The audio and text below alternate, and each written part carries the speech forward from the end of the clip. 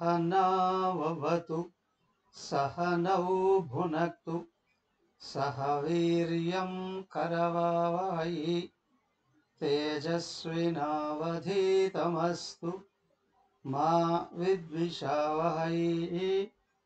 ओम शांति शांति शांति। ओम गुरुर्ब्रह्मा गुरुर्विष्णुः गुरुर्देवो महेश्वरः गुरुरेव परं ब्रह्म तस्मै श्री गुरवे नमः।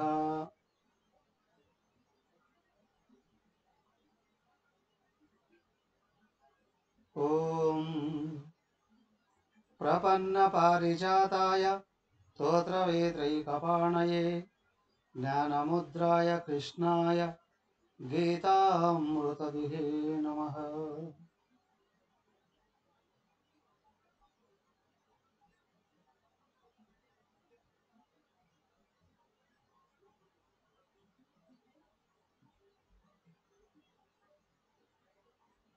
हरि ओम।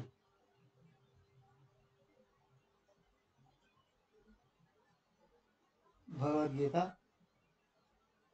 సింహావలోకనంలో ఉన్నాం. నిన్న 9 అధ్యాయాలు పూర్తి చేసామా. 10వ అధ్యాయంలో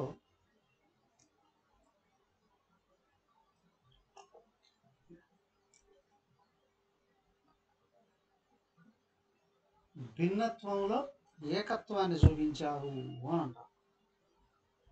విభూతి యోగం అన్నప్పుడు వాస్తవానికి విభూతులు అనేటువంటివి 7వ అధ్యాయంలోనే మొదలుపెట్టాడు.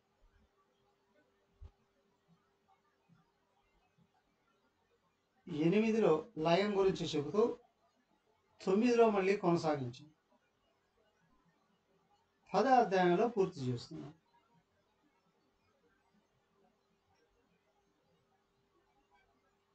కనిపించే సర్వ జీవరాశులకు మూలమైనది ఒక్కటే. భిన్నత్వంలో అంటే అనేకత్వంలో ఏకత్వం. ప్రతిదాన్ని మూలానికి వెతుక్కుంటూ పోతే చివరకు ఒకటే మిగులుతుంది.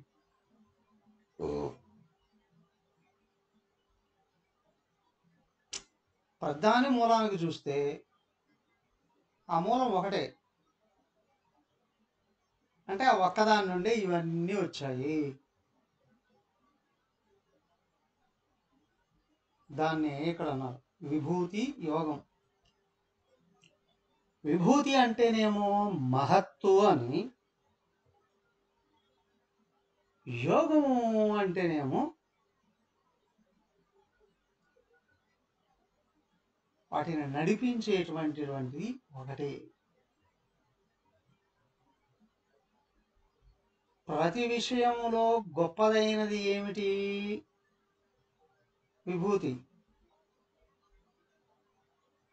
ప్రతి జాతిలో ఉత్తమమైనది ఏది? విభూతి. ఓకే, జనరల్గా చెప్తాం. శివుడు ఆజ్ఞడైనది చీమైనా కుట్టదు. ఎలా? అదే యోగం. అంటే ప్రతిదాన్ని నడిపించేది ఆయనే. ప్రతి వస్తువుకు మూలధాతువు ఆయనే.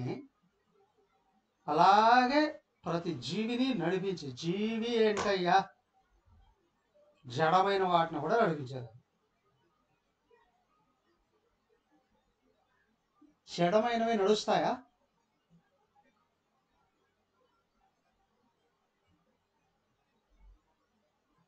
జడమైనవి నడుస్తాయా?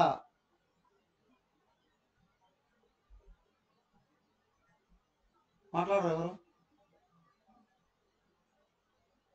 నడుస్తాయి స్వామీజీ. ఏవి? ఇంద్రియాలన్నీ జడమైనవే కదా, ఆయన చైతన్యంతో నడుస్తాయి. వీటిలో చైతన్యం ఉంది కదా, జీవుడు ఉన్నాడు కదా. ఉన్నాడు స్వామి. జీవుడు లేకపోతే దేవుడి భక్తుడు ఇంకే. జీవుడు లేని వాటిని జడం అంటారు. స్వామి ఆ, మామూలుగా హీన జన్మలు అంటే రాతి జన్మలు కూడా వస్తాయన్నప్పుడు వాటికి సంస్కారాలకి కొన్ని రాతి జన్మలు తీసుకున్న తర్వాత రాళ్ళు మానవ రప్పలుగా సంస్కారం పతనం అయిపోతారు అన్నారు. వాటిని జన్మలు అనరు. హీన జన్మలు అంటే మానవుడి కంటే కింద ఉన్నాడు అన్ని అంటే మళ్ళీ వాళ్ళు పైకి పిపీలి రారు. మళ్ళీ పై జన్మలకి రాలేదా? చెప్పడానికి వీలే లేదు. చిన్న క్రిమిగా పుట్టినా మళ్ళీ మళ్ళీ పైకి ఎగబరాకొచ్చునేమో. ఇప్పుడు జీవుడుగా ఉన్నప్పుడే దైవాన్ని గుర్తించలేవు అంటే రాళ్ళు రప్పలేం గుర్తిస్తాయి? ఓకే, అయితే వేరే ఇప్పుడు సంస్కారం ఓకే వేరే సంస్కారాలు ఇంకా. సరే వెళ్ళనేయండి. మన విషయం చర్చ జడమైనవి నడుస్తాయా, కదులుతాయా?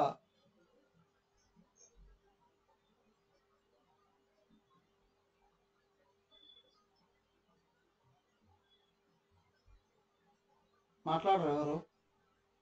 కథలు ఆ? కథలు ఆ? కథలు బా, అంతా యూనిటీతో చెప్తున్నారు. ఏం కదలవా? భూమి జడమా చైతన్యమా?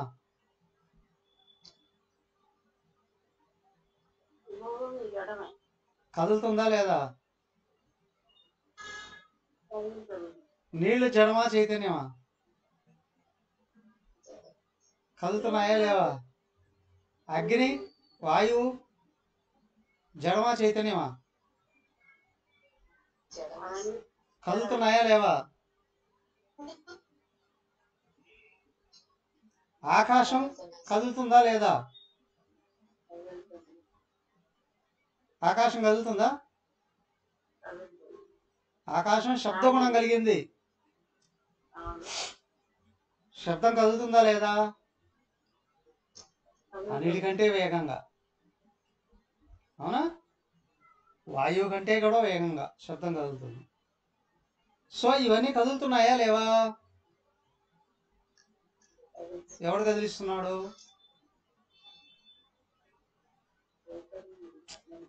భూమి ఎలా కదులుతుంది? ఆకర్షణ శక్తి వలన. అవునా? భూమికి ఆకర్షణ శక్తి ఎక్కడి నుండి వచ్చింది? అది నేనే అని క్లియర్ ప్రశ్నోపనిషత్తులో చెప్తాను. సార్ భూమిని కదిలించేవాడిని నేనే. ఆకర్షణ శక్తిని అక్కడ ఉంచి. సూర్యచంద్రాదులు కదులుతున్నాయా లేవా? ఓ, అత్యంత వేగంగా ఇవన్నీ కదులుతూనే ఉన్నాయి. ఎవడు కదిలిస్తున్నాడు?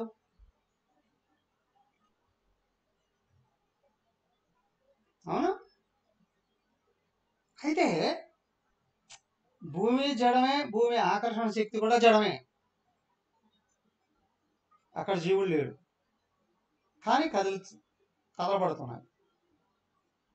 అలాగే సర్వ జీవరాశులలో నుండి సకల ఇంద్రియాలని కదిలించేది.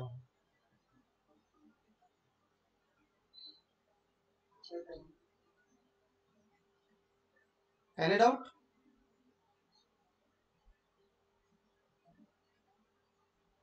ఎప్పుడు అన్నారు మట్టి భూమి పంచభూతాల నుండి ఏర్పడిందే దేహం. ఎవరు కదిలిస్తున్నారు? నేనే కదిలిస్తున్నానండి. ఎవరు నేను? కదిలించే నేనెవరు? దేహం, ఆత్మ.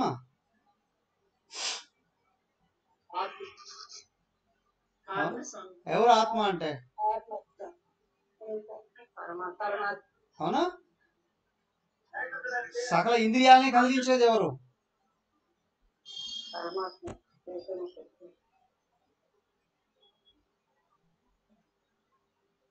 మరి మనోబుద్ధుల్ని కదిలించేది ఎవరు?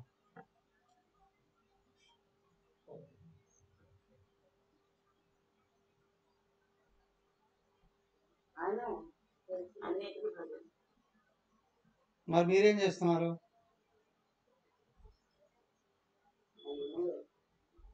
ఏం చేస్తున్నారు? నేను ఆయన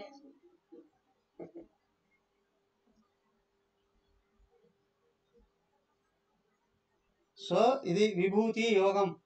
అంటే ప్రతి జీవరాశి కూడా ఇప్పుడు భూమికి సారం వాసన, నీటి సారం తేమ, అగ్ని సారం వేడి, వాయు సారం స్పర్శ, ఆకాశానికి సారం శబ్దం, సూర్యచంద్రులకు సారం వెలుగు. ఇవన్నీ ఎక్కడి నుంచి వచ్చాయి అంటే అక్కడే చెప్పేశాడు కదా 7వ అధ్యాయంలోనే.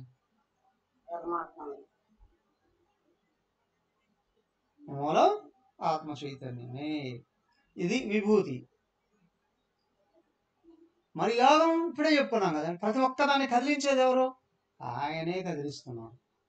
కొన్నిటి ప్రత్యక్షంగా, కొన్నిటి పరోక్షంగా మనం తెలుసుకుంటున్నాం. కానీ ప్రతి దాంట్లో కూర్చొని ఇక్కడ చెప్పాడుగా, మయా తదమిదం సర్వం జగదవ్యక్తమూర్తినా. సూక్ష్మంగా అన్నిట్లో ముడి పదార్థంగా ఉన్నది నేనే.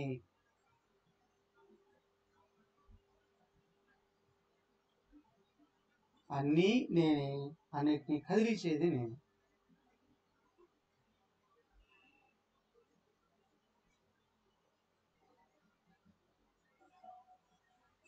ఇప్పుడు గమనం చేసుకోండి.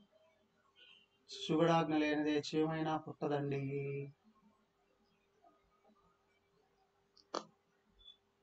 అంటే ఆయన శక్తి ఇస్తేనే ఇది పనిచేస్తుంది. ఈశ్వరాజ్ఞ లేనిది ఆగైనా కదలదండి. ఆయన కదిలిస్తేనే ఇవన్నీ కదిలేది. సామాన్యమైన సామెతలు, కానీ అత్యంత లోతైన విషయాలే. అర్థం చేసుకోవడానికి ఎన్ని జన్మలైనా పట్టచ్చు. పశువుల కాపరి కూడా వాడతాడు ఇవి. సామెత రోడ్డు పని చేసేవాడు కూడా వాడతాడు. కానీ అర్థం తెలిసేది ఎప్పుడు కదా. సో కాబట్టి ఏంటి అని అంటే అన్నీ ఆయనే, అన్ని వ్యవహారాలకు బలం ఆయనే. కానీ ఏమండి, అన్నీ ఆయనే అయితే అన్ని మంచి పనులే జరగచ్చుగా.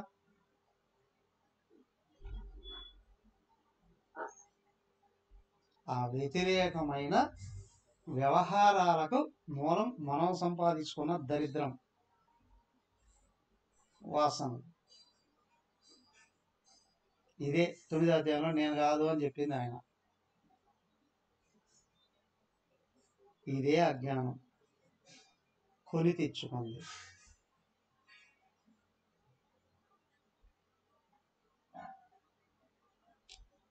పాపం పరపీడనం.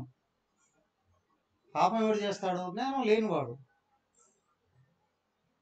జ్ఞానం లేనివాడు అంటే తెలివితేటలు లేనివాడని కాదు, అందరూ ఒక్కడే అయి ఉన్నాడు అనే జ్ఞానం లేనివాడు.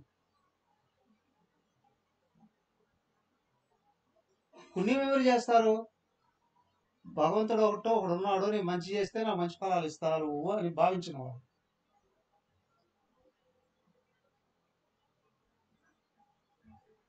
అది వాసన ఇది వాసన, ఒకటి కిందికి లాగుతుంది, ఒకటి పైకి తీసుకెళ్తుంది. ఒకటి వాసనలను కరిగిస్తూ వస్తుంది. పుణ్యం అనేది దట్టమైన అజ్ఞానపు వాసనల్ని కరిగిస్తూ వస్తుంది. జ్ఞానం వచ్చేటప్పటికి పుణ్యం కూడా ఎగిరిపోతుంది.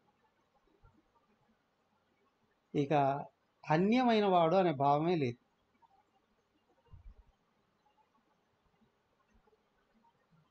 అందుకే విభూతులన్నీ చూపించుకుంటూ వచ్చాడు. ప్రపంచంలో ఉన్న సర్వ జీవరాశుల్ని చూపించాడు, సర్వ వ్యవహారాల్ని చూపించాడు. చివరికి మనిషి దగ్గరికి వచ్చేటప్పటికి శరీరము నేనే, ఇంద్రియాలు నేనే, మనసు నేనే, బుద్ధి నేనే, చిత్తము నేనే, అహంకారానికి మూలం నేనే. అయ్యా ఇంత ఎందుకండి? ప్రతి దాంట్లో నేను నేను అనే భావానికి ఆధారం నేనే.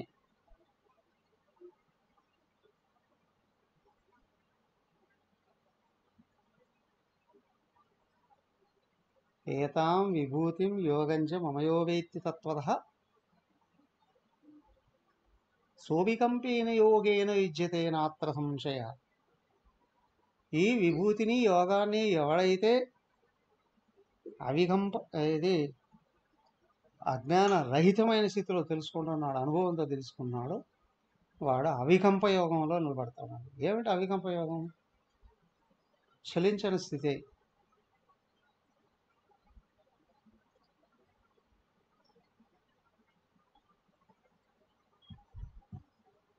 ఇది విభూతి యోగం. ఇంకేమైనా కావాలన్నా ఇందులో?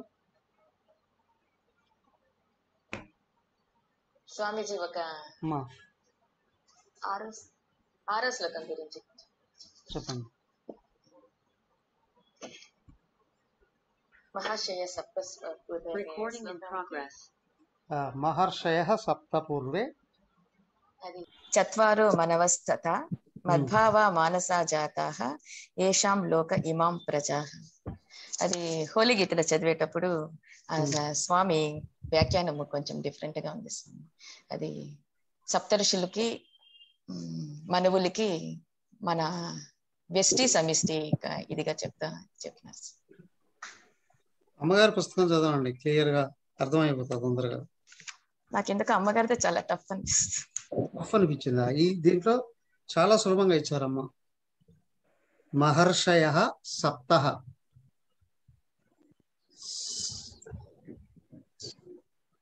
సప్త 7 మహర్షులు, సప్త మహర్షులు పూర్వే వాళ్ళకంటే ముందు. చత్వార మనవ 4 మనువులు. ఇమాహ లోకాః ప్రజాః ఏషాం చ జాతాః. ఎవరి వలన అయితే అంటే ఈ మనువులు ఋషులు వలన అంటే ఈ లోకాలు లోకులు ఎవరి వలన అయితే పుట్టారో ఆ మనువులు సప్త ఋషులు కూడా మత్తు మానస భావాః జాతాః, నా మనోభావాల నుండే పుట్టారు. ఇది ఒక అర్థం. అవునా? అయితే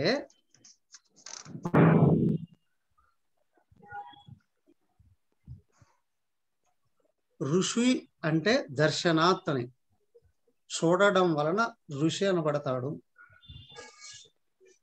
మహర్షి గొప్ప గొప్పవి దర్శించడం వలన. దర్శించేటివి ఏవి? ఇంద్రియాలు. ఇవన్నీ ఋషులే. మహర్షి ఎవరు?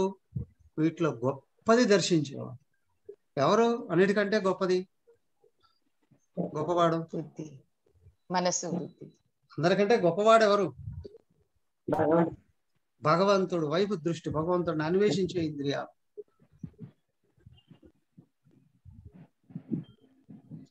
మహర్షయ లోతైన దృష్టి కలిగిన, సూక్ష్మమైన దృష్టి కలిగిన ఇంద్రియాలు. అవునా? మనవః, మనవః అంటే ఆలోచించేది, మనస్సు. అవునా? మనస్సు.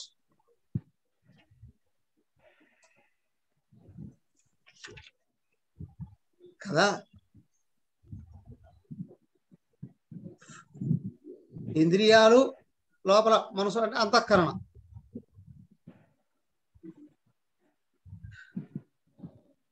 ఎక్కడి నుండి వచ్చాయి? చత్వార 4 దశలలో. మత్ భావాః మానసాః జాత, నా మనస్సు నుండి ఆలోచన రూపంలో వ్యక్తమయ్యాయి కదా, నా నుండి ఇవన్నీ వ్యక్తమయ్యాయి. ఇదిగో ఇక్కడ కనిపించేవన్నీ కూడా ఇమాహ ప్రజాః ఇమాహ లోకాః. ఈ లోకాలు, లోకేశులు, సృష్టికర్తలు వీళ్ళందరూ కలిసి కూడా నా భావాల నుండి వ్యక్తమయ్యారండి. ఎలా అంటే 4 స్థాయిలలో ఉండండి అని. అదే ఇక్కడ చెప్పబడింది ఏంటంటే పరా పశ్యంతి మధ్యమా వైఖరి.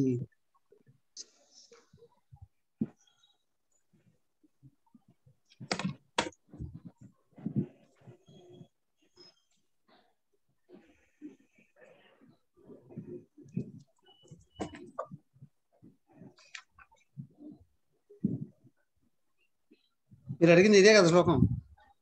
అవును సార్, అవును సార్. అయితే ఇక్కడ ఏ విషయమైనా సరే, ఇప్పుడు నోటి నుండి వ్యక్తమైంది అనుకోండి మాట, అది ఎక్కడి నుండి వచ్చింది? మనసులో మనసు నుండి వచ్చింది. మనసులో భావించబడి తర్వాత నోటి ద్వారాగా వాక్కులో వ్యక్తమైంది. మనసులోకి ఎక్కడి నుంచి వచ్చింది? బుద్ధిలో సంకల్పించబడి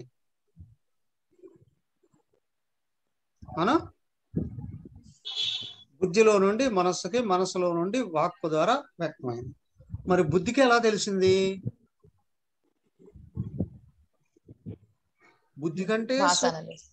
బుద్ధి కంటే సూక్ష్మమైనది ఏదో అందించింది.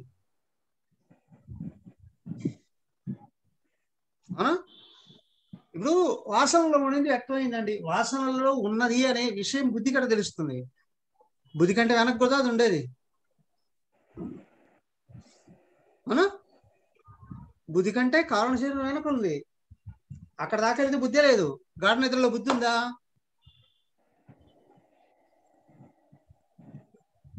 లేదు. ఎందుకు? కారణ శరీరంలోకి వెళ్ళిపోయింది దృష్టి. కారణ శరీరం కంటే వెనకలో ఉన్న భగవంతుడు. ఇప్పుడు నీ కారణ శరీరంలోది వ్యక్తం చేయాలన్నా కూడా ఆయన కదిలిస్తేనే. ఇక్కడ మూలమైన విషయాన్ని భగవంతుడు నుండే వ్యక్తం అవుతూ ఉన్నాయి. ఇదిగో ఇమాహ ప్రజాహ ఇమాహ లోకాహ, ఆయన నుండి వ్యక్తం అవుతూ ఉన్నాయి. అలాగే ఇక్కడ మాటను 4 స్థాయిలలో తెలియపరుస్తూనే లోకాలను కూడా 4 స్థాయిలో తెలియపరుస్తున్నాం. దానికే మొదట భగవంతుడు స్థితి పర అన్నిటికంటే పైన ఉండేది. సెకండ్ స్టెప్ బుద్ధిలో పశ్యంతి గుర్తించబడింది. థర్డ్ స్టెప్ మనస్సులో రూపుదిద్దుకుంది.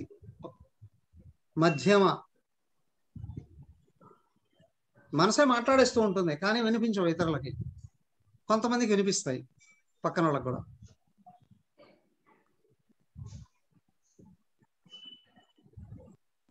వాటిని ఏమంటారు? మైండ్ రీడింగ్ అంటారు. కానీ మన మాటలు మనకి వినిపిస్తాయిగా లోపల. సో మధ్యమ. బట్ వాక్కు నుండి వ్యక్తమైతే వైఖరి, కర్మేంద్రియాల నుండి వ్యక్తమైంది.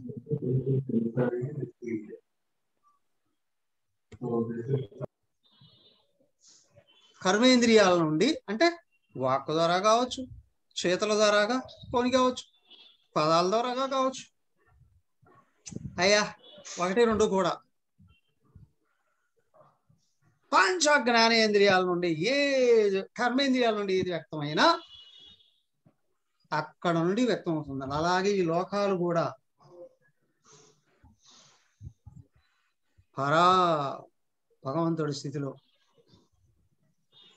పశ్యంతి విష్ణుదేవుడు కావచ్చు, మధ్యమా బ్రహ్మదేవుడు కావచ్చు, వైఖరి వ్యక్తమైన సృష్టి.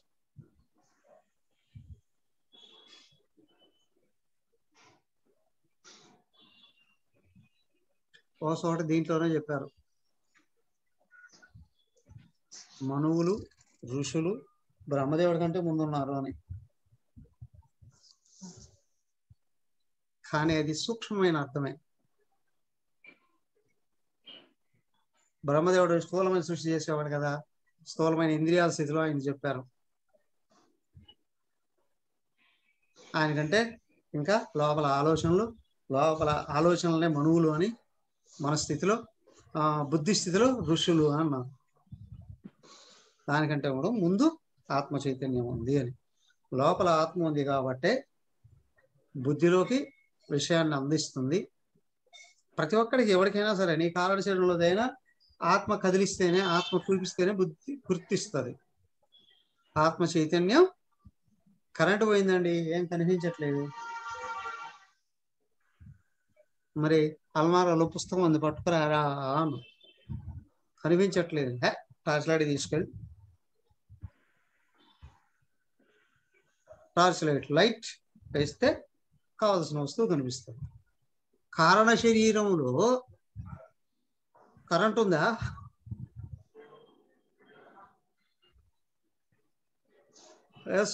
సోలార్ పంపులు ఏమైనా సోలార్ లైట్ ఏమైనా పెట్టుకున్నాడా?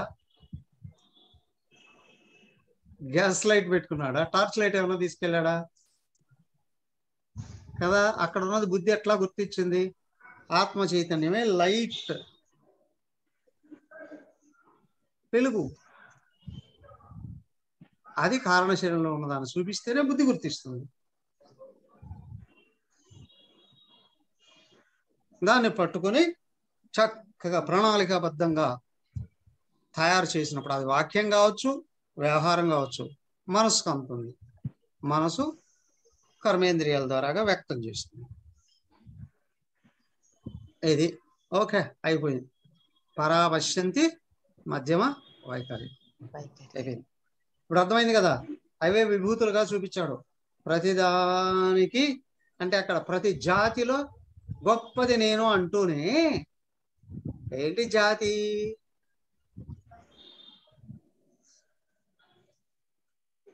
ప్రతి వస్తువుకు మూలం నేనేం చూపించాడు అక్కడ.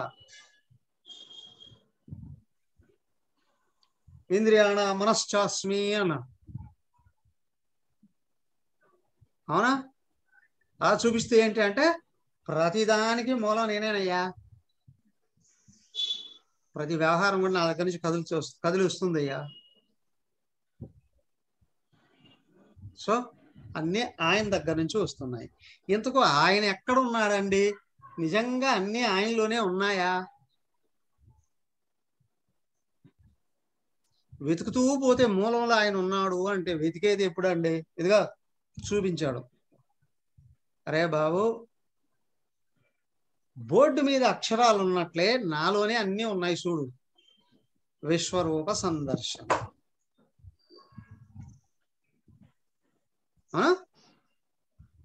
నేను ఒక్కడే అనుకుంటా, అవునా? ఒక్కడేనా? చూడు, కాళ్ళు, చేతులు, కళ్ళు, ముక్కు, అవునా? కాళ్ళు, చేతులు, దేహం, తల, ఇంతేనా? కాళ్ళలో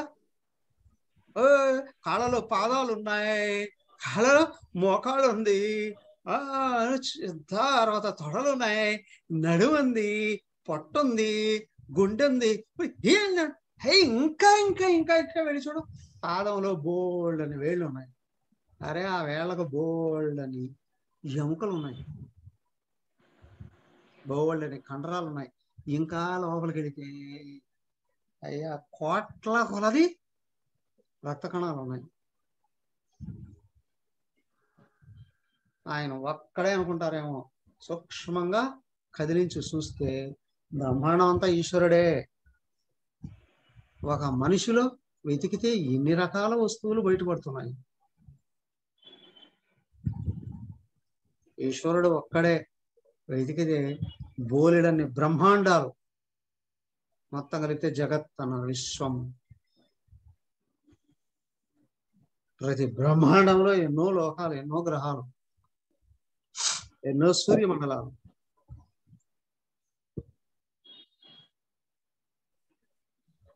ప్రతి సూర్యమండలంలో అనేక గ్రహాలు, ఉపగ్రహాలు. ప్రతి గ్రహంలో ఎన్నో వస్తువులు, జీవరాశి. అన్నిటికీ మూలం ఒకటే. సముద్రంలో ఎన్ని నీళ్లు ఉంటాయండి? పిచ్చి ప్రశ్న. కానీ సముద్రం ఒకటైనా కాదా?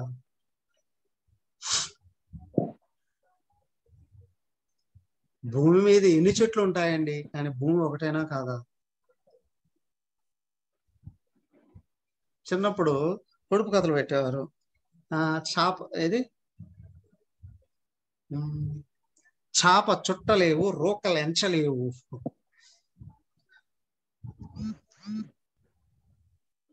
ఏమయ్యా చేప చెట్లు? ఆకాశం అండి, ఒకటండి నక్షత్రాలండి. ఏమయ్యా ఆకాశం ఒకటేగా? అదిగా అడయ్యా భగవంతుడు అంటే కొట్టుకొని వస్తారు అజ్ఞానుడైన వాడు. మా విష్ణువే దేవుడు, మా శివుడే దేవుడు. ఇంకా సంకుచితంగా వెళ్ళి ఎవరో ఒకరు పట్టుకొని దేవుడు. నిజంగా దేవుడే వ్యక్తమైతే ఏం చెప్పాడు? అంతా నేనే రానేసి. 11వ అధ్యాయం మీకు తెలిసింది ఏంటి? ఏమైనా ఉందా? అమ్మా, సర్వ జీవరాశులు ఆయన నుంచే వస్తున్నాయి, మళ్ళీ ఆయనలోనే కలిసిపోతున్నాయి.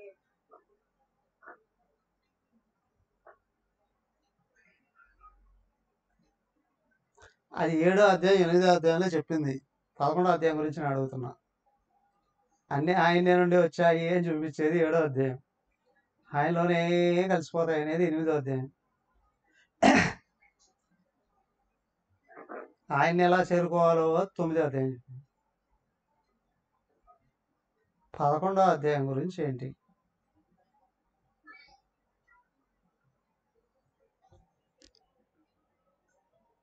మనం చేసే ప్రతి కర్మ కూడా భగవంతుడికి అర్పించి 11వ అధ్యాయంలో ఏముంది? శ్లోకం చూపించండి మీరు చెప్పేదానికి అథారిటీ.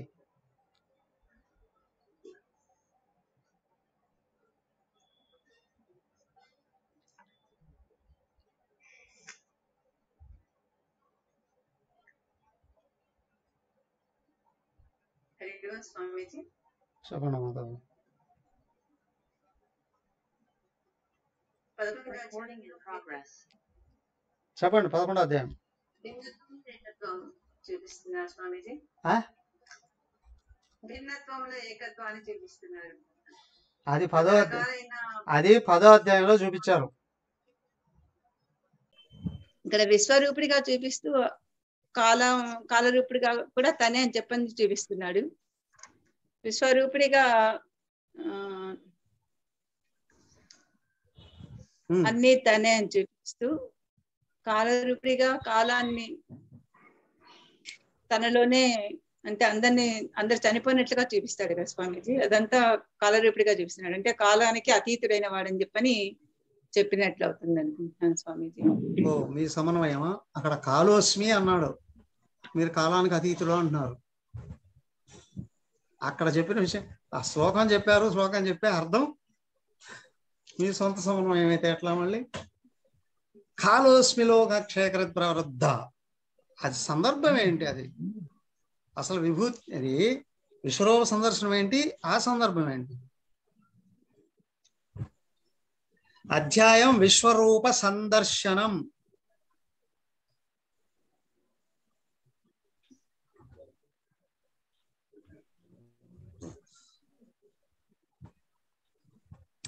దీని అర్థం ఏంటి? స్వామీజీ నేను 8వ శ్లోకం గురించి చెప్పండి. నతు మాం శక్యసే ద్రష్టుం అనేనైవ స్వచక్షుషా దివ్యం దదామి తే చక్షుః పశ్య మే యోగమైశ్వరం. దీంట్లో దివ్య చక్షువుల్ని ఇస్తాను చెప్పినప్పుడు చర్మచక్షువులతో విశ్వరూప సందర్శనం చూడలేమంటే, మామూలుగా దివ్య చక్షులు అంటే జ్ఞాన నేత్రం ఓపెన్ అవుతుంది, జ్ఞాన చక్షువులు అనే అర్థం వస్తుంది. జ్ఞాన చక్షువులు అంటే జ్ఞానం అనేది బయట నుంచి వచ్చేది ఒక బుద్ధిపూర్వకంగానే, కానీ లోపల ఉండే అజ్ఞానం తొలగితేనే మనకు ఆ విశ్వరూపం అనేది మనకు అవగతం అవుతుంది. మనం మామూలుగా కంటికి ఎప్పుడు చూస్తూ ఉండేదే విశ్వరూపమని, దాన్ని పరమాత్మ స్వరూపంగా చూడాలంటే మనస్సు బుద్ధి ఉండేటివి ఆ రెండు కూడా శుద్ధి కావాలి స్వామి.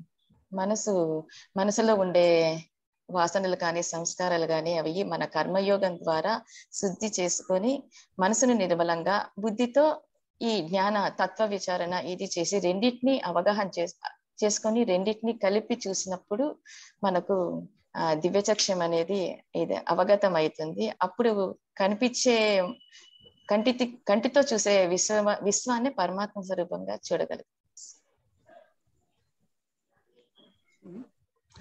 అక్కడ చెప్పాడు ఈ కళ్ళే చూడలేవయ్యా అని. దివ్య నేత్రాలు అన్నాడు. దివ్య నేత్రం అంటే ఏంటి?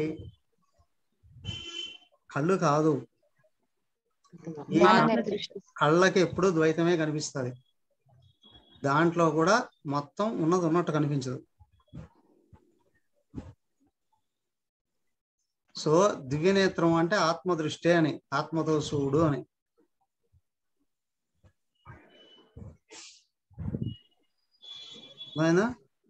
అర్జునుడు అక్కడ కూర్చొని అదిగదిగో వైకుంఠం, ఇదిగదిగో బ్రహ్మలోకం అని అంటాడు.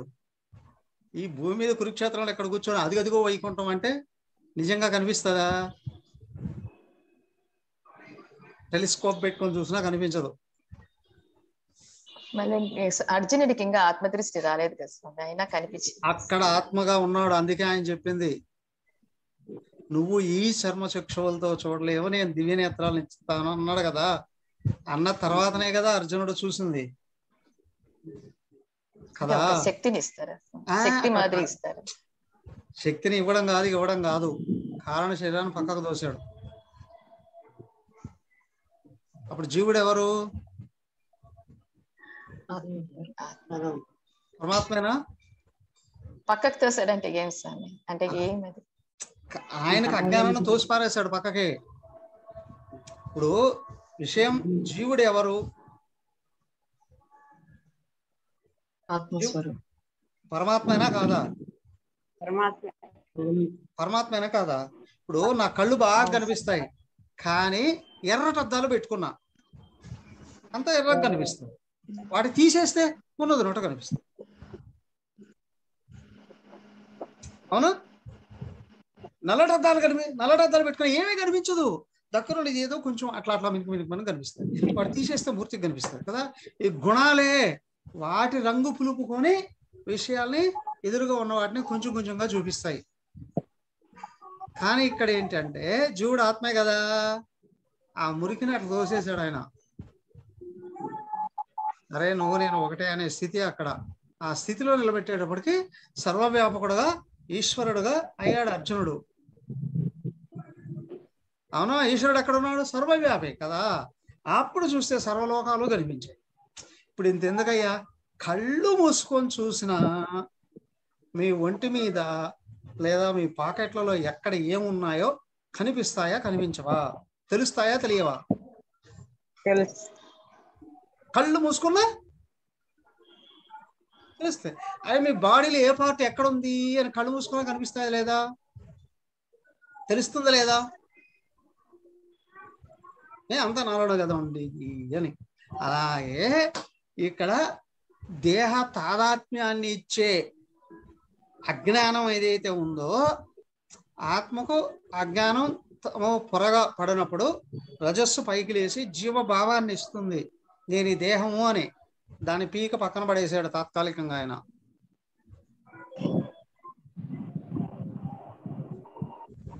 అదే అక్కడ వివేకానంద స్వామి రామకృష్ణ పరమహంసని అడిగినప్పటికీ కూడా ఆయన గుండెల మీద ఒక కాలు పెట్టి ఒక తొక్కు తొక్కాడండి. అంటే అని ఒక్కొక్కరు ఒక్కొక్క రకంగా చేస్తుండొచ్చు. కాబట్టి అదే తొలగిపోయింది. మొత్తం యావత్తు పరమాత్మగానే కనిపిస్తుంది. పరమాత్మ ఎవరికి కనిపిస్తుంది? ఎవరికి కనిపించదు. పరమాత్మను పరమాత్మే చూడగలడు. అవునా? అవునా?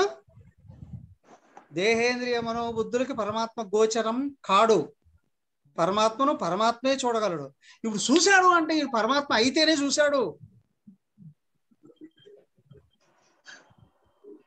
కాబట్టి అర్జునుడికి ఆ సమయంలో ఇప్పుడు భగవద్గీత అంతా గంటన్నర పడుతుందండి అన్నారు. మరి ఆ 11వ అధ్యాయంలో అర్జునుడు చెప్పినటివి ఎన్ని? 15 శ్లోకాలు 20 శ్లోకాలే కదా. ఎంత టైం పట్టిందండి? 15 నిమిషాలు పట్టి ఉండొచ్చు. ఆ 15 నిమిషాలు ఆత్మదృష్టిలో నిలబెట్టాడు అర్జునుడిని.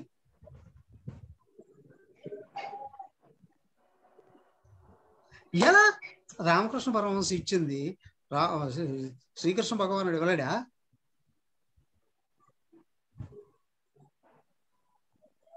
అవునా? సో కాబట్టి ఏంటంటే అజ్ఞానాన్ని పక్కకు తోసేశాడు, మాయను పక్కకు తోసేశాడు. అర్జునుడు ఆత్మగా మారి అన్నిటినీ చూశాడు. నేను ఆత్మ అయ్యున్నానన్న విషయం అర్జునుడికి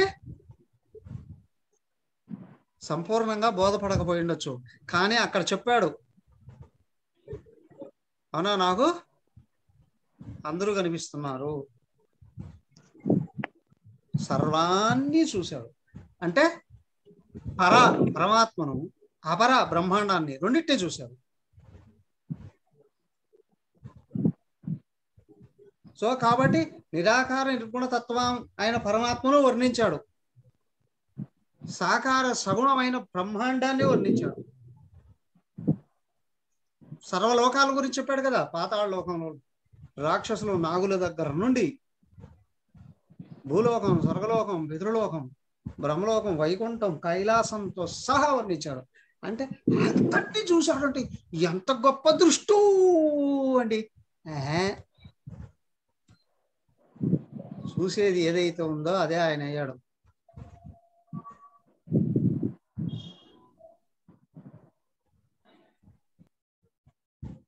అవునా? ఇప్పుడు అదే కదా ముందు చెప్పింది. విభూతి అంటే ఏంటి? అందరిలో ఆయనే జీవ చైతన్యంగా ఉన్నాడు, మూలం. చూసేది ఎవరు? ఉపాధ, ఆత్మ. అవునా? అందరిలో నుండి చూసేది ఎవరు? ఆత్మ. భిన్నత్వం ఎందుకు కనిపిస్తుంది? కారణ శరీరం అనే అద్దాలు పెట్టుకున్నాం కదా.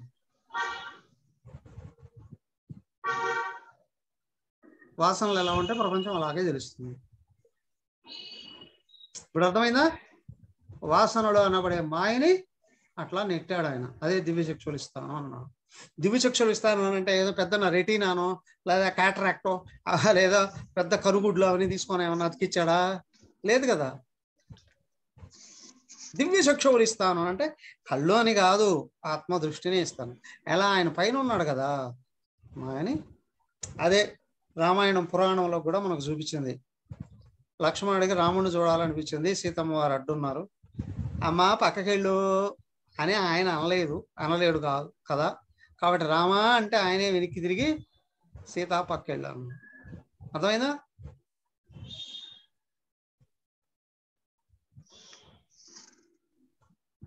అప్పుడు రాముడు లక్ష్మణులు ఒకరినొకరు చూసుకున్నారండి. దేవుడు ఒకరినొకరు చూసుకున్నారంటే మాయ పక్కకెళ్ళింది అని.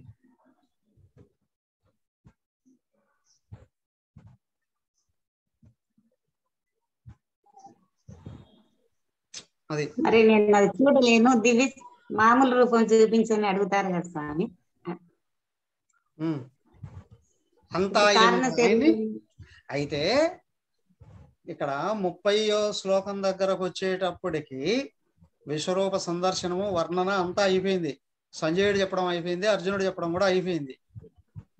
ఈయన క్వశ్చన్ అడుగుతాడు, ఏమయ్యా ఇంత భయంకరంగా అందరినీ తినేస్తున్నావే, ఏంటి నువ్వు, ఎవరు నువ్వు అని. అంటే మహాకాలం కూడా నేనే రా బాబు అన్నాడు.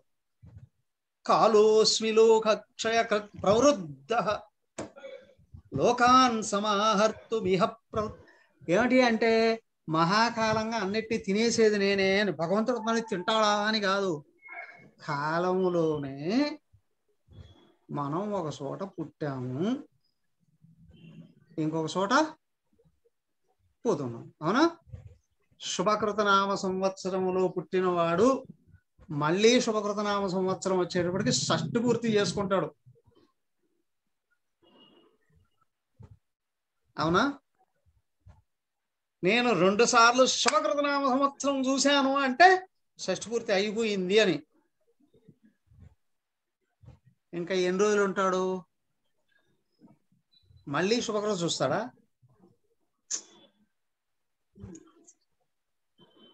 చెప్పలేం, ఎవడో రేర్ కదా. కానీ అలాగే ఈ సంవత్సరాలు అంటే కాలమే కదా. ఇదే ఇంకొక చోట చూసే ఉపాధి ఏదైతే ఉందో చూడబడే ఉపాధి పడిపోతుంది. అంటే మహాకాలంలో నీటి పుడకలాగా అలాగా పుట్టి కదిలి ఇంకో చోట సముద్రంలో కలిసిపోయినట్లుగా మహాకాలంలో సర్వ జీవరాశులు పైకి లేస్తున్నారు. అలా కదిలి ఇంకోసం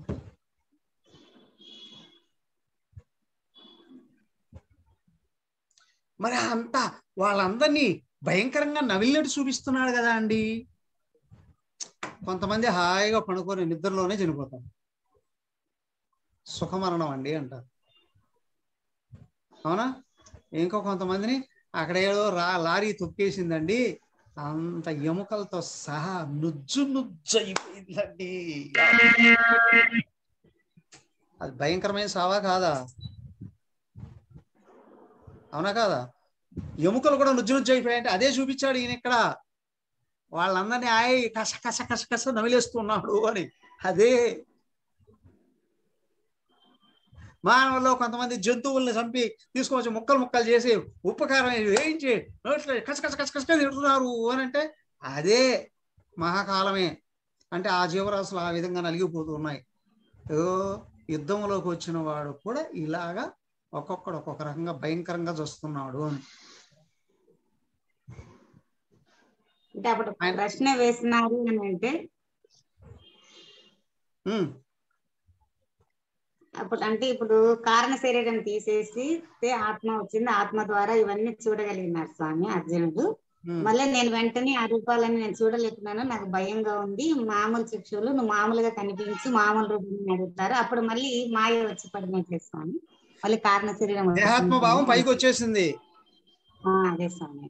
అదే ఆ కాల రూపాన్ని చూసేటప్పుడు తట్టుకోలేకపోయాడు, చెదిరిపోయింది, మనసు లేసింది. మనసు లేస్తే ఆలోచన లేసిందంటే దేహాత్మ భావం వచ్చేసింది. ఇప్పుడు అయ్యో అదంతా చూడలేనండి కాబట్టి వ్యక్తిగతంగా ఒక రూపాన్ని చూపించు అన్నా. భయం ఎప్పుడు వస్తుంది? జ్ఞానంలోనా అజ్ఞానంలోనా? జీవభావం వచ్చేసింది.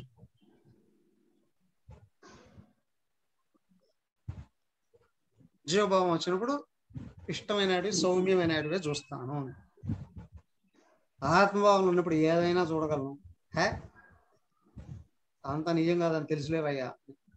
సినిమా చూసినట్టు చూస్తారు జ్ఞానంలో ప్రపంచాన్ని. కానీ సినిమాలోకి వెళ్ళి కూర్చొని కూడా ఏడిచే వాళ్ళు ఉన్నారా లేదా? ఇక్కులు పెట్టి ఏడ్చే వాళ్ళు ఉన్నారా లేదా? అవునా? అంతే ఈ ప్రపంచంలో కూడా ఏడుపులు. ఓకే, అయిపోయింది. 12 భక్తి యోగం. భక్తి యోగంలోకి వచ్చేటప్పటికి రోజుకు ఒక అధ్యాయం కూడా అయిపోవట్లే. ఇది చాలా ముఖ్యమైందే. భక్తి 2 విధాలు. ఒకసారి ప్రాక్టీస్ చేసిరండి, రేపు చూద్దాం. మరి ఓం సర్వే భవంతు సుఖినః, సర్వే సంతు నిరామయాః, సర్వే భద్రాణి పశ్యంతు, మా కశ్చిద్ దుఃఖభాగ్ భవేత్.